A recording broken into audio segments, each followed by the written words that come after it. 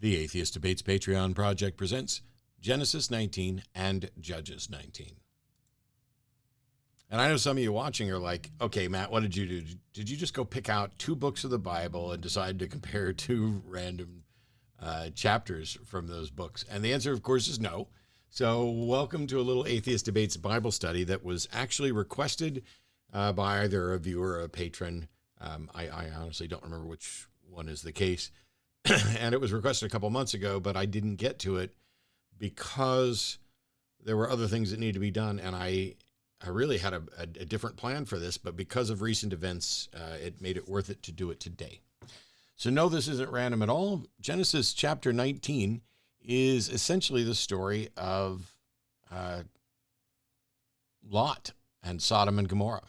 I've put it up on the screen. I'm going to go through it fairly quickly, but so you can read all of it there. But rather than spending a bunch of time reading all of it, I'm going to go through a summary, and you can just make sure that it summarizes or it's accurately maps with what's there. This chapter is about Sodom and Gomorrah, and a couple of angels show up, and Lot invites them to stay in his house so they don't have to sleep on the street, which is what they said they were going to do. And he cooks and he bakes for them. And then the men of the city gather around the house. All the people, both young and old, gather around the house, and they're saying, hey, send out those men so that we may know them. And it's clear and not in dispute that what is translated in English as know them means have sex with them. This entire passage is about the immorality of Sodom. And so, yes, send them out so that we may know them. Lot goes out, shuts the door behind him and says, hey, look, don't do this wicked thing that you're trying to do. I've got two daughters. They're virgins.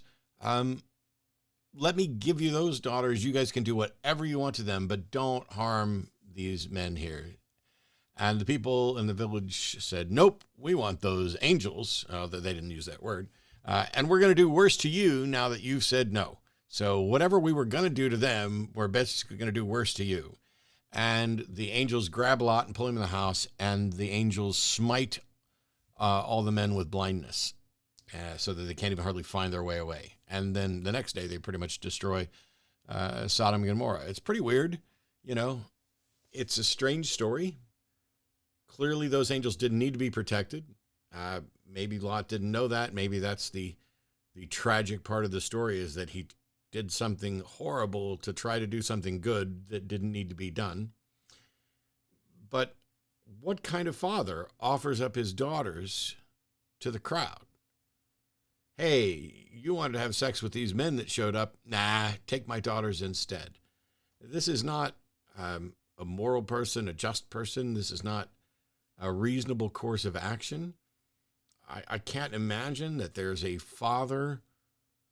There may be somebody who's monstrous like this, but by and large, I can't imagine any father of daughters, if a crowd showed up at their door asking to have sex with the stranger that they invited in to stay with him. I can't imagine any father saying, no, you can't do that, but I got a couple daughters if you want to, do whatever you want with them. It is a story that's never made sense and is kind of glossed over. If you sat in church with me as a young kid, the entire purpose of this story is to point how grossly immoral the people of Sodom and Gomorrah was, how it was so corrupt with sexual debauchery that God just had to destroy it. And while I agree that a crowd trying to sexually assault someone is awful and wrong, so is offering up your daughter in order to save some angels or a random stranger or yourself or anybody else. It shows that the women were treated like chattel. This is my property. Don't harm the menfolk, but here's some women for you. And this passage in Genesis 19 sticks in people's heads for other reasons as well. But the message that comes out from standard Christianity is Sodom, bad. Gomorrah, bad. The men of Sodom and Gomorrah, terrible. sexual perversity, and they were trying to sexually assault people and break into houses, and all this other stuff is just bad. This is why God had to destroy it. And God in his righteousness turned Lot's wife to salt. I mean, Lot's wife isn't mentioned in any of this because, she's a woman. She's not mentioned until it's, oh, she's the one who disobeys and gets turned into a pillar of salt. And then the climax of this whole story, or the end of the story, I guess, maybe not the climax, although maybe there were a couple climaxes involved, were when Lot's daughters get him drunk because now there's no men for them to have sex with, to have children, so they get their father drunk and essentially have sex with him so that they can have babies. It's a strange story that I recall hearing as a youth and going, yep, that all sounds awful. It's a good thing God destroyed that. But let's switch over to Judges chapter 19.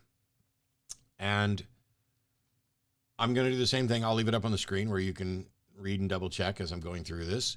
But the summary of the story is similar, but different. A man and his concubine are staying in Gibeah with an old man and his daughter, essentially, is where we come in at verse 22. The men of the city were listed as sons of Belial. We'll get to that as well. They beat on the door and saying, hey, bring forth that man that's staying with you. Because evidently any random man walking around this town is just fodder for the town to have sex with. So whatever was going on in Sodom and Gomorrah that was so bad that God had to destroy Sodom and Gomorrah is clearly permeated onto this area as well. Adam Clarke, a 18th and 19th century theologian, said, these were genuine sodomites as to their practice, sons of Belial, rascals and miscreants of the deepest dye, worse than brutes, being a compound of beast and devil inseparably blended. That's how theologians view this passage in Judges, or how at least Adam Clarke did, that these people were a combination of beast and devil in human form. This is the mindset of magical thinking, where it's like, here's somebody who's doing something that's so vile, they're not even human. I mean, clearly, nowadays, I would imagine that this beast and devil inseparably blended that Adam Clarke talked to, I would imagine modern theologians would probably just say they were demon-possessed, or that God had given them over reprobate mind. They were so sinful, they were just corrupt and foul and blah, blah, blah.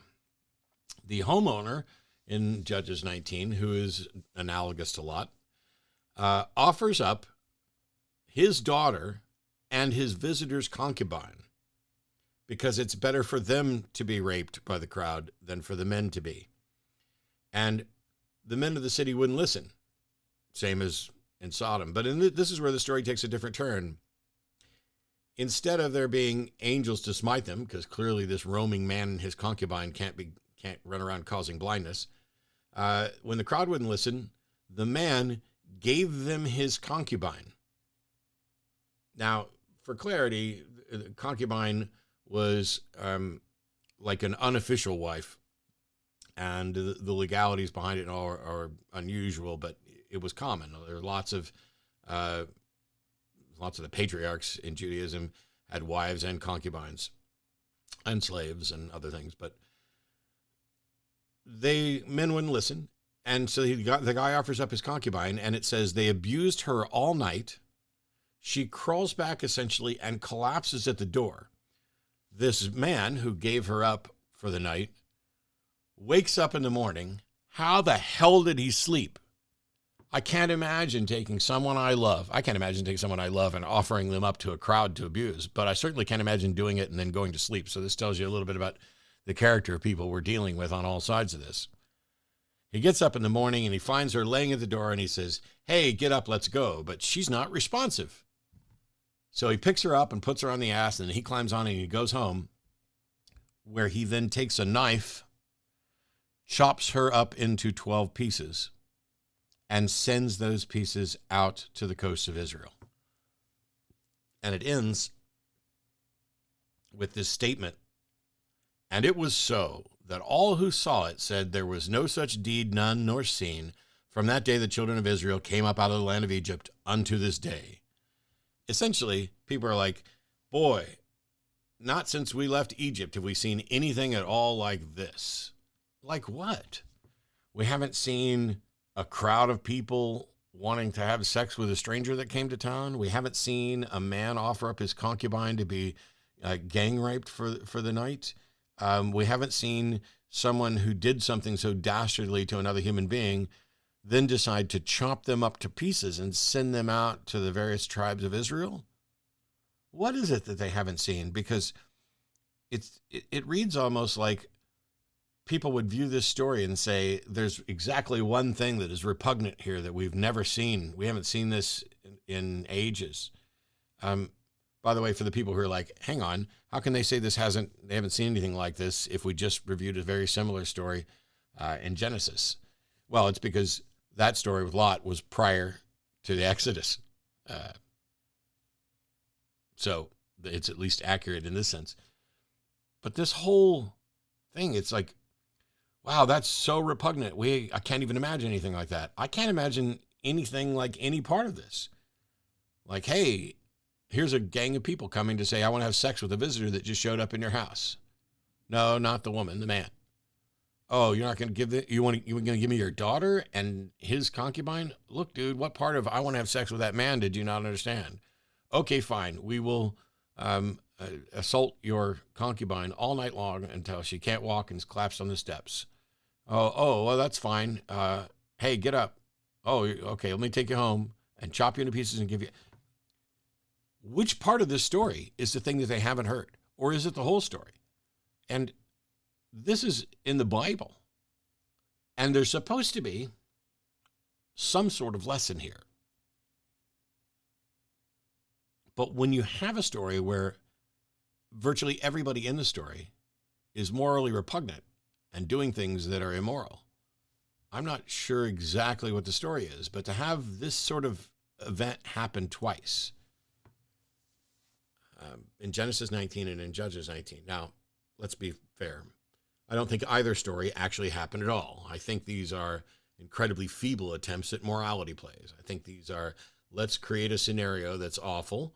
It enters the public zeitgeist as a story, or it enters the public narrative as a story, saying, oh, you remember that time you heard about when, like in Sodom and Gomorrah, when all the men were going to say, yeah, something like that just happened the other day too, and here's how it was handled or handled differently. Or let me retell this story, but amp it up, because that's what ends up happening.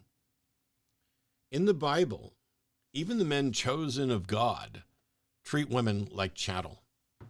Wives and concubines with limited rights, tossed out to the mob, sacrificed in payment to God for his help in winning a war, a la Jephthah, as sex slaves and worse.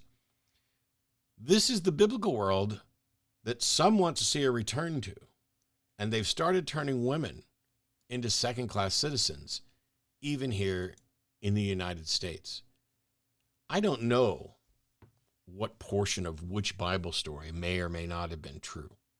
I don't see any reason to think that any of this actually happened.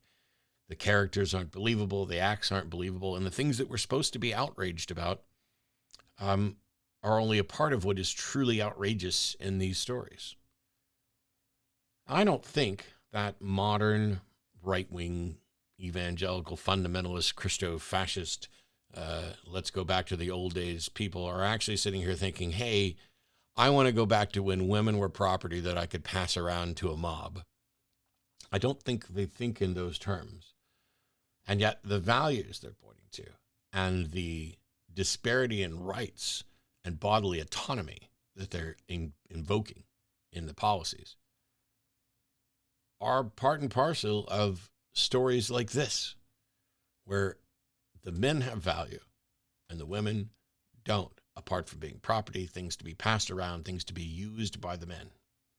And I know that I've been incredibly heteronormative through all this. It's easiest when I talk about the Bible. And it's not just women's rights that people are coming for. But when you compare Judges 19 to Genesis 19, basically, I would say that the Judges 19 is worse, just for the how and why someone was abused and then killed. Whereas in the Genesis story, the crowd was basically blinded by angels, and then everybody died the next day, including Lot's wife.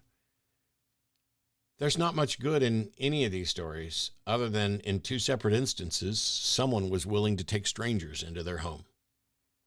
That's the best I can come up with as any sort of positive message from Genesis 19 or Judges 19. For the people who are concerned that this is one story directly copying another, that may or may not be the case. It could be the case that neither of these events occurred and one story morphed over time into a different story, or portions of the story got merged in with another. That sort of syncretism that happens when, like you take over a pagan holiday like Esther, and it becomes Christian Easter, or when the dates you pick for your solstice, or well, actually the solstice dates are set, but the dates you pick to celebrate your religion's special days line up around pagan days, or whatever religion you've co-opted when you take over a place, and you get this sort of syncretic thing going on. That's one option. Another option is that one of these stories is true and the other one is a either softened or hardened version of it. The other is that both of these stories are true, and it was just enough of a problem that strangers in certain towns were subject to being gang raped by mobs of men, or in one, I guess the whole town, young and old, at one point showed up at the door.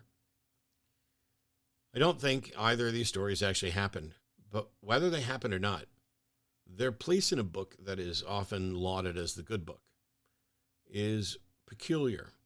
I've often challenged parents, would you let me read Bible stories of my choosing to your kids? And I don't get very many yeses. And even for the ones who say yes, I care more for and respect their children more than they do, because I wouldn't go and read them stories like this, where the lessons that you hear as a kid are gay is bad and worth destroying a town over. And then when you read the stories in detail, there's nothing good in them at all. And the real narrative is men are in control, women are chattel, free to be tossed around, and after you've done that, just kill them. This is the biblical value. This is the foundation on which some people have built their lives and would like to legislate others into doing the same. They want to take away women's rights, not expressly so that they can do exactly what's in this story, but maybe to make it indistinguishable in a patriarchal sense of who's in charge and who is absolutely a second-class citizen. See you next time.